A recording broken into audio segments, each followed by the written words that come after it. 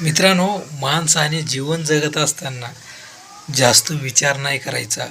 आहे त्यातच समाधान मानायचं, त्यालाच मोठं मन करून जगायचं. जे आहे ना त्यातच आपलं समाधान माना. ते आहे ते भरपूर आहे. कारण माणूस हा आजाराने खचत नाही, विचाराने एवढा खचतो. कारण आजारी पडल्याने माणूस जास्त खचत नसतो बरं का. तो वीक होत असतो आणि तो नंतर नीट होतो.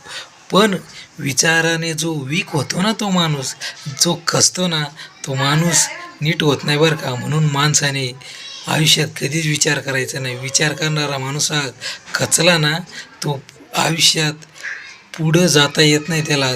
त्याची पावलं मागं वळली जातात. कारण त्याचे विचार ही संकुचन होतात, म्हणजे असे अंकुच पावतात, म्हणजे ते कमी होतात. त्याच्यामुळं माणसाने विचार जास्त करायचा नाही.